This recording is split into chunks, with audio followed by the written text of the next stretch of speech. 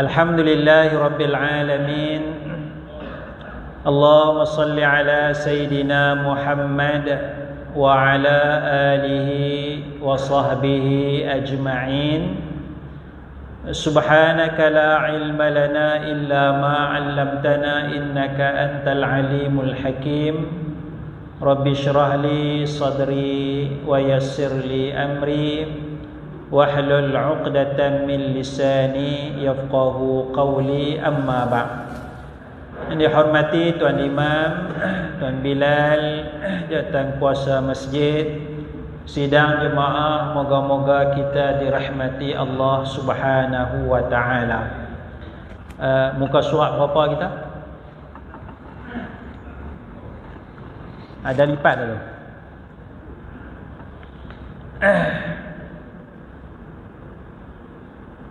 Muka surat berapa? 46. Sekejap tengok.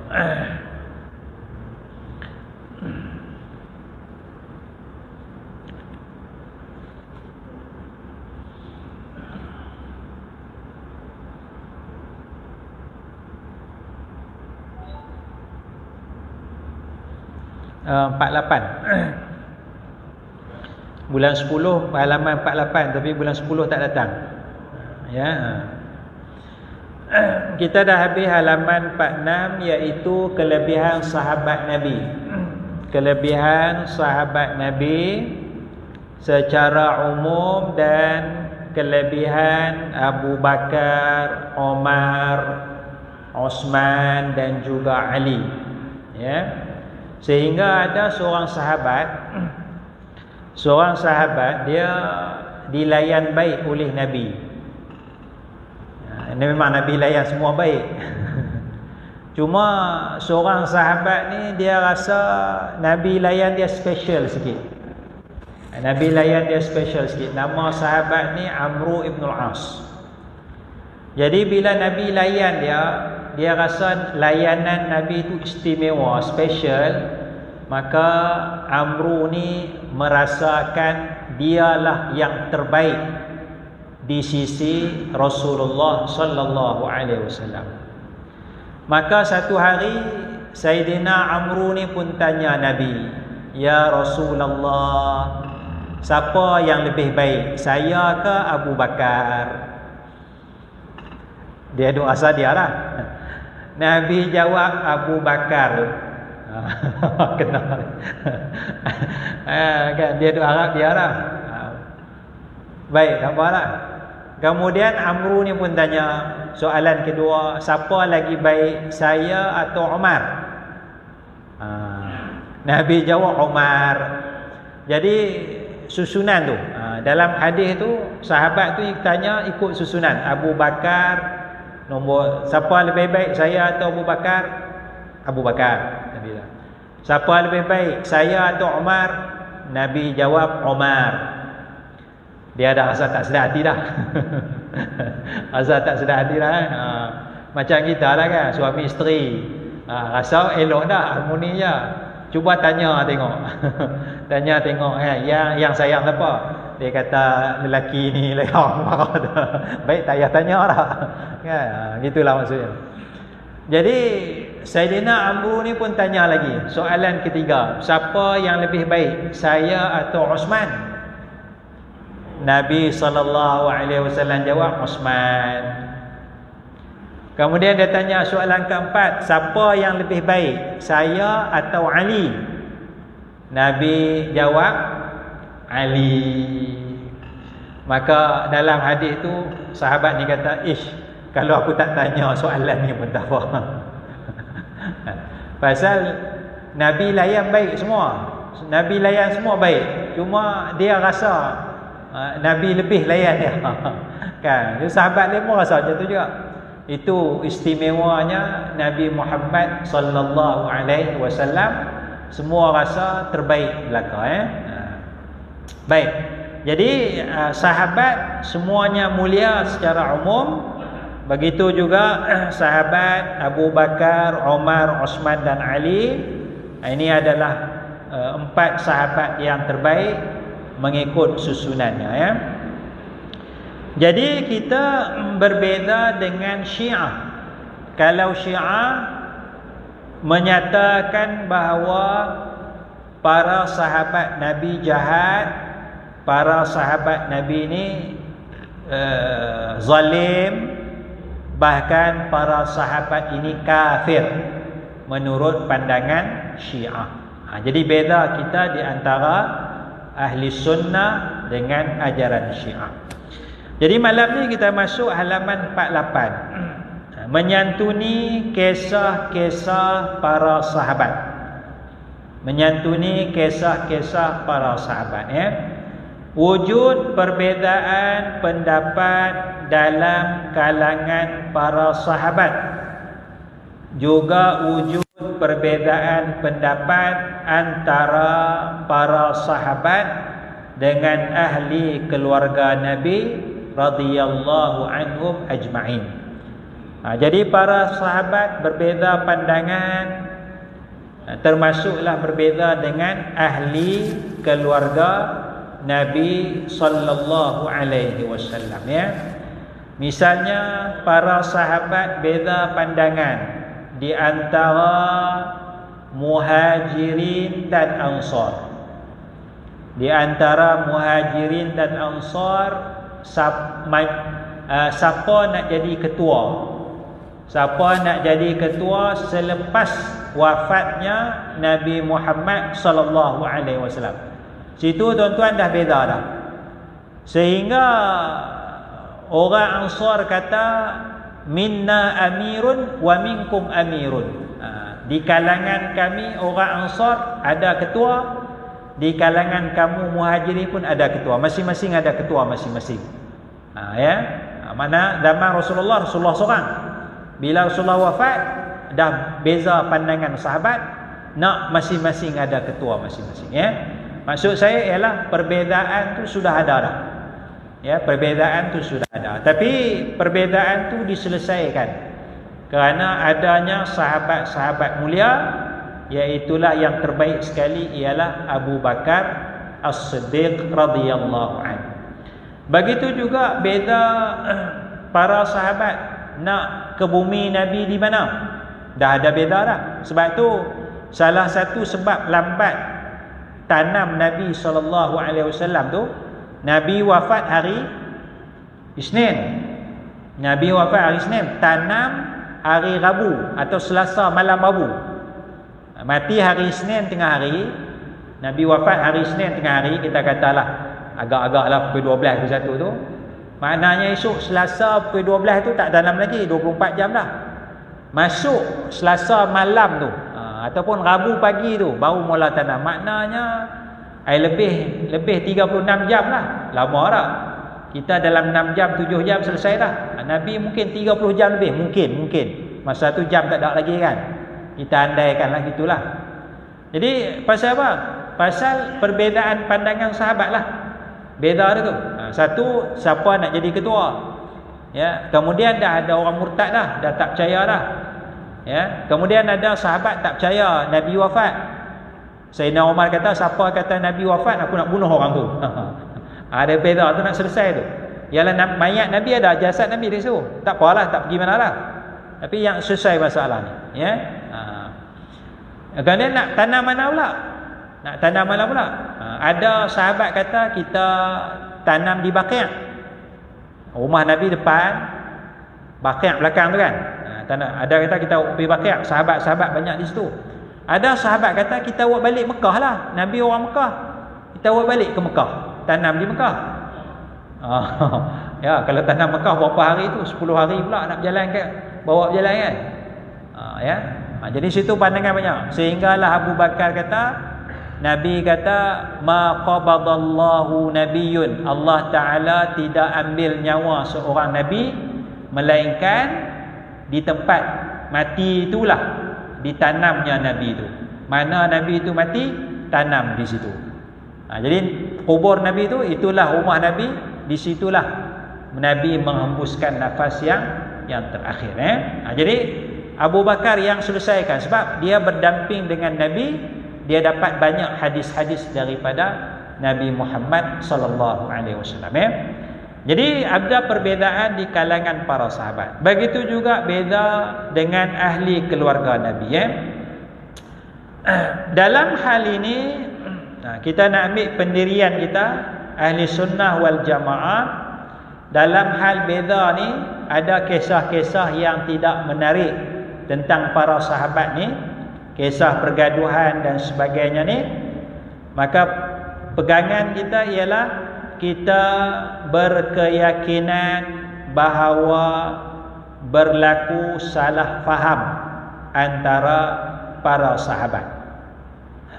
Para sahabat tidak bermusuh secara sengaja, tidak ada niat yang tidak baik di kalangan para sahabat untuk mereka bertelingkah dan sebagainya.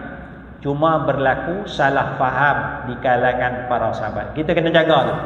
Sebab Allah Ta'ala sudah muliakan para sahabat. Allah Ta'ala sudah puji para sahabat. Ya. Jadi kalau kita kata tak elok tentang para sahabat, dia bertentangan dengan ayat Quran yang memuji para sahabat Nabi. Jadi ayat Quran tu kita nak letak mana? Ayat Quran kata radhiyallahu, Allah redha terhadap mereka, yakni para sahabat. Was-sabiqunal awwalun minal muhajirin wal ansar. Allah sebut orang-orang yang awal di kalangan muhajirin ansar. Jadi kalau cerita yang kita dengar tak elok tu, kita kata Abu Bakar pun jahat, kalau kita kata Omar pun jahat. Jadi ayat Quran ni kita nak letak mana ni? Allah Ta'ala telah redha, Allah Ta'ala telah puji mereka, jadi atas ayat itulah kita pegang. Kalau ada cerita-cerita tak elok tentang para sahabat, maka kita kena kena santuni kisah, kita kena cermati kisah-kisah tersebut dengan sebaik-baiknya, ya. Jadi berlaku salah faham di kalangan para sahabat. Namun terdapat musuh dan golongan munafik yang mengambil kesempatan atas perkara ini, ya. Contoh dia, tadi saya sebut contoh beza sahabat sesama para sahabat. Begitu juga beza ahli keluarga Nabi dengan sahabat. Contoh dia kisah Sayyidina Abu Bakar As-Siddiq yang tidak memberikan harta pusaka Nabi kepada Sayyidatina Fatimah radhiyallahu anha.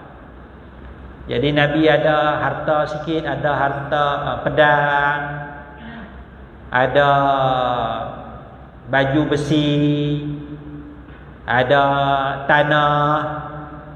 Nabi meninggal tu tinggalkan harta pusaka. Tetapi Sayyidina Abu Bakar sebagai khalifah, dia pegang harta tu, dia tak bagi kepada anak Nabi. Anak Nabi yang ada masa tu rasanya Sayyidatina Fatimah je kot, kan? Yang lelaki yang mati dah, Qasim, Abdullah, Ibrahim mati dah, mati masa kecil, okay. Zainab, Ruqayyah pun mati dah, Ummu Kalsum pun rasanya mati dah, ya? Jadi yang ada tu ialah Sayyidatina Fatimah je.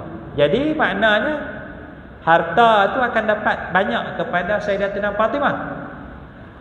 Tapi Abu Bakar dia tahan, dia tak bagi harta tu.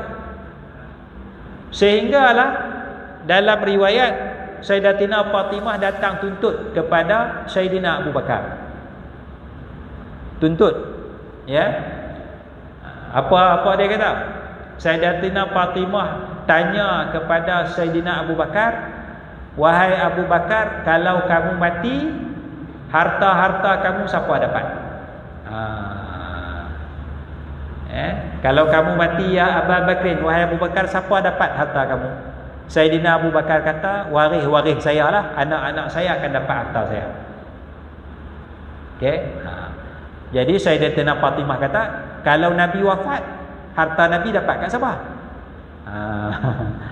Dia hujah dia tu. Mantik dia tu, mantik dia. Harta kamu, anak-anak kamu dapat. Harta Nabi, mesti anak Nabi dapat lah, kan? Jadi sini Sayyidina Abu Bakar kata tak. Harta Nabi tak dapat kepada anak Nabi, tak dapat kepada keluarga Nabi. Kerana apa? Kerana Sayyidina Abu Bakar kata Nabi sallallahu alaihi wasallam bersabda bahawa para nabi tidak mewariskan harta. Ayat Quran kata ada pusaka kan? Tapi untuk kes nabi-nabi ni, termasuk Nabi Muhammad, Abu Bakar kata Nabi dah sebut para nabi, termasuk Nabi Muhammad lah, para nabi tidak mewariskan, tidak meninggalkan harta pusaka. Jadi sebab itulah Sayyidina Abu Bakar tak bagi. Jadi cerita yang tak elok, cerita tak elok, Abu Bakar ni jahat.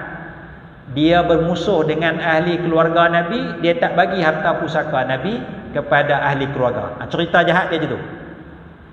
Jadi kita kena santuni cerita ni elok-elok. Bukan Abu Bakar jahat, tapi Abu Bakar melaksanakan perintah Nabi, iaitu harta pusaka Nabi tidak boleh diwarisi. Jadi ada cerita jahat. Cerita jahat nak kutuk Sayyidina Abu Bakar. Jadi cerita tu kita kena santuni, cermati, kerana kita nak jaga kemuliaan para sahabat Nabi. Jadi Sayyidatina Fatimah dia kerah juga. Dia kerah juga. Pasal dia pegang kepada ayat Quran dan hadis-hadis yang lain. Kata pusaka begini-begini. Dia tak dengar hadis tu daripada Nabi. Dia tak dengar hadis kata para Nabi tak mewariskan harta tu. Dia tak dengar daripada Nabi. Jadi bagi dia hadis tu tak ada. Abu Bakar dengar hadis tu. Bukan Abu Bakar seorang. Ada lagi 10 orang sahabat. 10 orang sahabat pun dengar hadis yang sama. Para Nabi tidak mewariskan harta. Sehingga para ulama lepas tu pun kaji lagi. Memang betul hadis tu ada. Jadi Sayyidatina Fatimah dia tidak mendengar hadis tu. Jadi hal ini kenapa Abu Bakar tak bagi? Kerana Abu Bakar As-Siddiq berpegang pada hadis bahawa para Nabi tidak diwarisi. Jadi cerita tak elok tentang Abu Bakar bermusuh dengan Sayyidatina Fatimah, kita kena jaga elok-elok.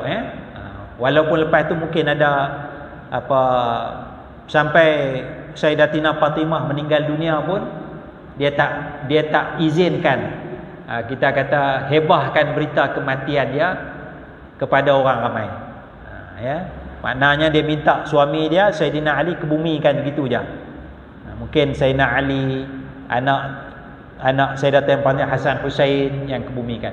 Maknanya hari ini kalau kita cari kubur Sayyidatina Fatimah tu rasanya tak jumpa. Ada orang pergi umrah ke mutawif bawa nak tunjuk kubur Sayyidatina Fatimah. Tak ada. Tak ada. Kubur Sayyidatina Khadijah ada. Kubur Sayyidatina Aisyah ada. Sayyidatina Fatimah tak jumpa. Pasal dia tak bagi hebahkan berita kematian, dia minta tanam dia senyap-senyap. Jadi Sayyidina Ali pun tanam senyap-senyap, tak tahu di mana katanya.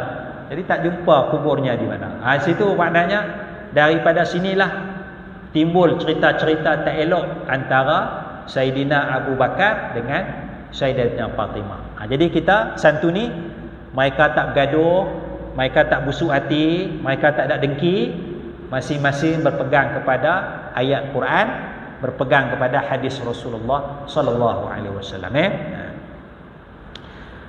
Baik, namun musuh mengambil kesempatan menaburkan fitnah bahawa keluarga Nabi ditipu dan dizalimi. Ada. Jadi kita kena jaga elok. Begitu juga dengan peristiwa perang Jamal dan perang Siffin.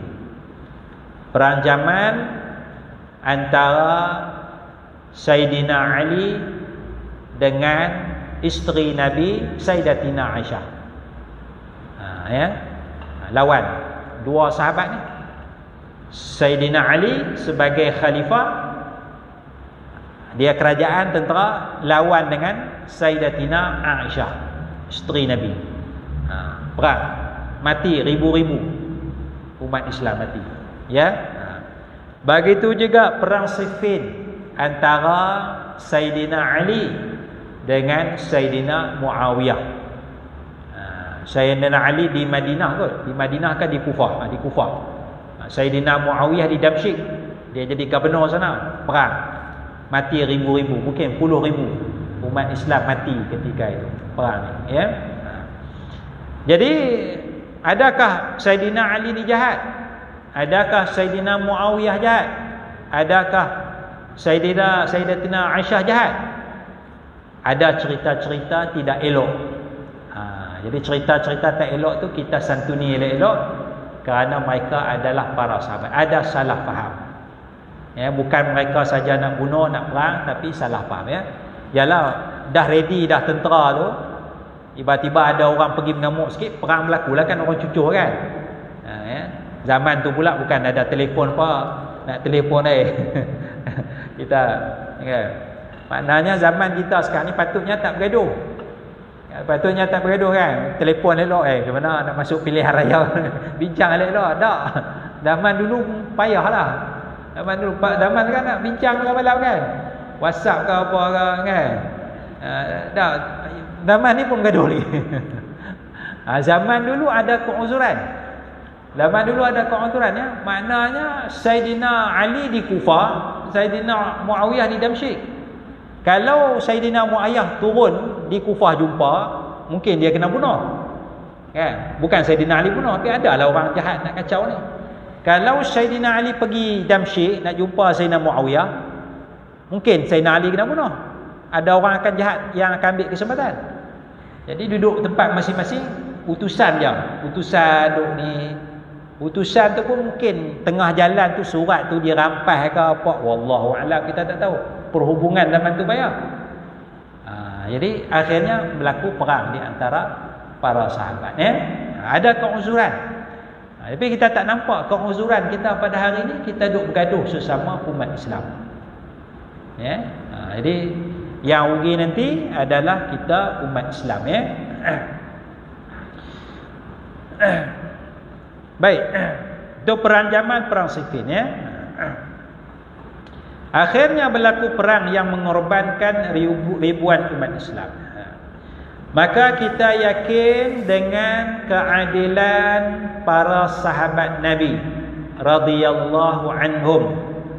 Mereka tidak akan melakukan maksiat dan tidak melanggar perintah Allah, melanggar perintah Allah dengan sengaja. Itu bukan sifat para sahabat, ya.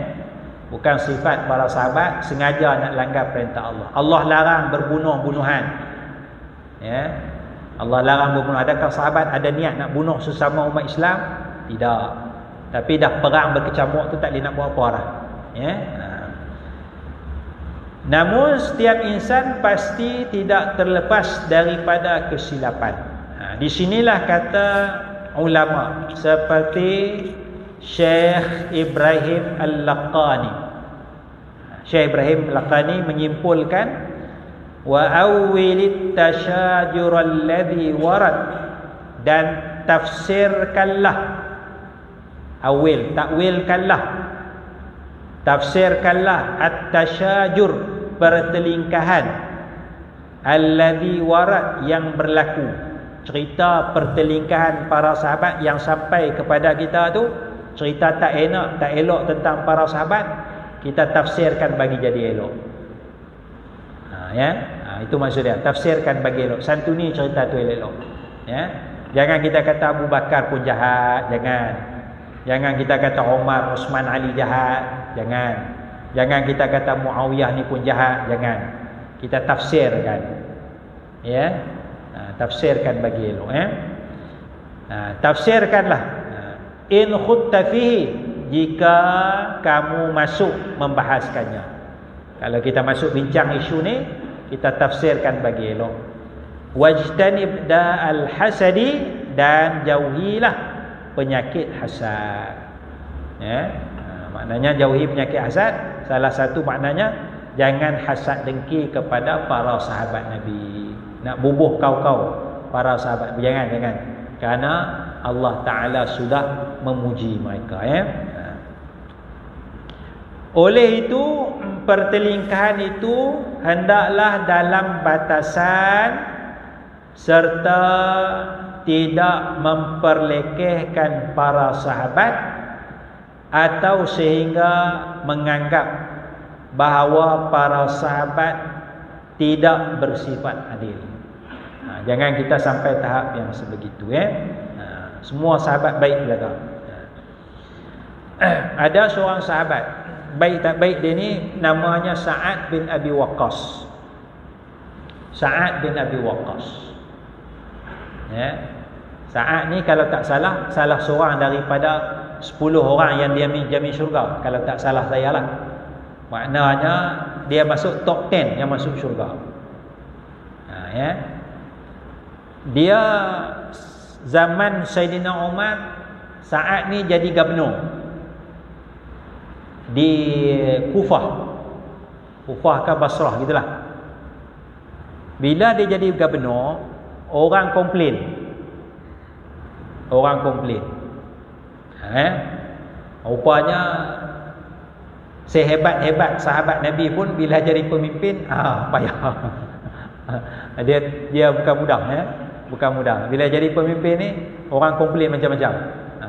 Bukan orang mengadu masalah orang kepada dia, orang mengadu hal dia kepada orang lain. Orang cerita Sa'ad ni tak bagus, Sa'ad ni tak betul, Sa'ad ni semayang tak betul. Cerita dia Sa'ad semayang tak betul. Salah satu cerita dia. Saidina Umar panggil Sa'ad ni. Panggil Sa'ad datang ke Madinah. Sa'ad, orang mengadu hal kamu semayang tak betul. Kan? Sa'ad kata, aku semayang belakang Rasulullah, aku ikut mengaji cara semayang cara Rasulullah, sebiji aku buat tu, tak betul mana lagi. Tapi dah jadi pemimpin, tahannya lah. Maksud saya ialah susahnya tu jadi pemimpin tu, sehingga orang hebat macam Sa'ad ni pun tak terlepas daripada kritikan masyarakat, ya. Baik, maka tak apalah, balik. Sa'ad ni kata, aku orang pertama yang berjihad tumpahkan darah orang kafir, tikam orang mula-mula aku. Sa'ad ni kata. Apa lagi? Aku berjihad dengan Nabi ni sampai tak ada makanan, makan kayu-kayu, pokok duri makan sampai mulut tu jadi tebal darah. Sampai tahap macam tu Sa'ad berjuang sama dengan itu pun. Zaman Sayyidina Umar, orang komplain, orang kritik dia. Baik. Maka Sa'ad pun balik semula ke Kufah. Sayyidina Umar hantar 2 orang risikan, spy, suruh siasat. Sa'ad ni macam mana? Orang Kufah ni katanya, tanya orang ni. Orang yang tanya kata Sa'ad ni bagus, tak ada masalah, Sa'ad ni baik semua, kecuali ada seorang ni dia kata 3 kejahatan Sa'ad. Apa dia? Sa'ad ni tak pernah berjihad. Sa'ad tak pernah berjihad. Sedangkan Sa'ad ni lah mula-mula zaman Nabi. Orang ni kata Sa'ad tak pernah jihad. Orang ni bukan sahabat lah. Yang kedua, Sa'ad ni bila dia hukum, dia tak adil. Dia jadi sebagai khalifah, sebagai gubernur, dia buat hukuman tak adil, berat sebelah. Kemudian yang ketiga, agihan harta dia bagi tak sama, tak adil. Dia lebihkan orang ni, dia kurang orang ni. 3 tuduhan berat kepada Sa'ad. Dia tak pernah berjihad, hukuman dia tak adil, berat sebelah, dan agihan harta bantuan tidak adil juga. Maka tuduhan ni sampai kepada Sa'ad pun doa 3 doa. Oleh kerana dia tuduh 3, aku doa 3. Sa'ad doa yang pertama, ya Allah, panjangkanlah usia orang ni. Baik kata baik. Sa'ad doa panjang usia. Dia tuduh kata Sa'ad tak pernah jihad, Sa'ad kata ya Allah, panjangkanlah usia dia. Baik. Yang kedua, dia tuduh Sa'ad tak adil harta pusat, bagi harta. bagi bantuan.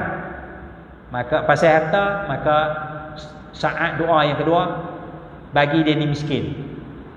Mula-mula panjang usia, lepas tu miskin. Yang ketiga, saat kata, janganlah engkau matikan orang yang tuduh aku ni, melainkan dia buat perkara tak elok sebelum dia mati. Melainkan dia buat perkara tak elok sebelum dia mati. Tak apalah. Saat doa dah, orang tahu dah doa saat tu. Beberapa lama kemudian, orang yang tuduh saat ni pun sangat-sangat tua. Dahlah tua, miskin pula. Miskin pula. Lepas tu dah tua miskin. Apa kerja orang tua ni, lelaki ni? Dia kacau orang perempuan di jalan-jalan. Dia tengok perempuan dia duk ngorat, kacau. Kan? Kalau orang muda buat kerja tu tak apa. Kan? Orang tua buat kerja tu, habis dia muduh sangat. Kan Tok Imam buat kerja tu tak elok lah. Tok Bilal buat kerja tu tak elok. Orang muda tak apa. Umur 20, 30 buat kerja tu biasa lah tu. Tapi orang 60 buat kerja tu, 70 buat kerja tu, orang tengok huduh kan. Jadi doa saat kena dia. Maka orang tanya orang tua ni pasal apa? Dia kata aku terkena doa saat. Saat doa aku umur panjang umur. Doa aku miskin, memang aku miskin. Dan doa aku tak mati, melainkan buat benda tak elok, aku kacau orang perempuan. Maknanya dia tuduh sahabat tu, jaga-jaga. Sekarang kita tuduh sahabat tak boleh doa dah lah. Kan? Sahabat dah meninggal dunia. Tapi maknanya kemuliaan para sahabat tu kita kena jaga. Jangan tuduh. Cerita-cerita yang sampai pada kita baca ke apa, ceramah manakah, kalau tuduh sahabat Nabi jahat, jaga-jaga. Itu bukan manhaj sunni, bukan manhaj ahli sunnah wal jamaah.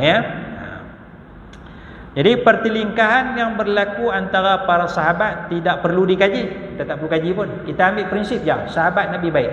Yang berlaku tu salah faham antara mereka. Di sinilah kata ulama, kata Syekh Baijuri, maka sesungguhnya pertelingkahan para sahabat tidaklah termasuk dalam akidah-akidah agama dan kaedah-kaedah kalam. Tak termasuk. Dan ia juga tidak dapat dimanfaatkan dalam agama. Kita tak tahu cerita tu pun tak apa sebenarnya. Tapi kalau kita tahu, bahkan kemungkinan memudaratkan dalam keyakinan. Kalau kita masuk tu, kita tak jaga dia elok, memudaratkan keyakinan kalau kita tuduh sahabat Nabi itu jahat. Maka tidak harus mendalami isu pertelingkahan para sahabat ini, melainkan untuk menolak golongan fanatik dan untuk pengajian kitab yang mengandungi riwayat-riwayat yang berkaitan dengannya. Jadi kalau kita baca cerita-cerita ada orang tuduh sahabat, kita kajilah sikit nak bersihkan nama para sahabat. Tapi kalau tak ada keperluan, kita tengok biasa sahabat Nabi semua baik, sahabat Nabi semua adil, sudah memadai bagi kita. Jadi kesimpulan pada malam ni, maknanya cerita-cerita tak elok tentang para sahabat, cerita-cerita buruk tentang para sahabat, kita cermati, kita santuni elok-elok, kerana dasarnya mereka tu mendapat didikan Nabi, mereka para sahabat Nabi, mereka sudah dipuji oleh Allah Subhanahu wa taala, dan mereka sudah mendapat redha daripada Allah Subhanahu wa taala. Jadi kalau ada orang bawa cerita tak elok, itu jaga-jaga. Itu besar kemungkinan fahaman Syiah. Fahaman Syiah. Baik, kita berhenti setakat itu dulu. Nanti kita sambung pandangan daripada Imam Ibnu Daqiq Al-Ain rahimahullah ta'ala. Subhanakallahumma bihamdik, asyhadu an la ilaha illa anta, astaghfiruka wa atubu ilaik. Assalamualaikum warahmatullahi wabarakatuh.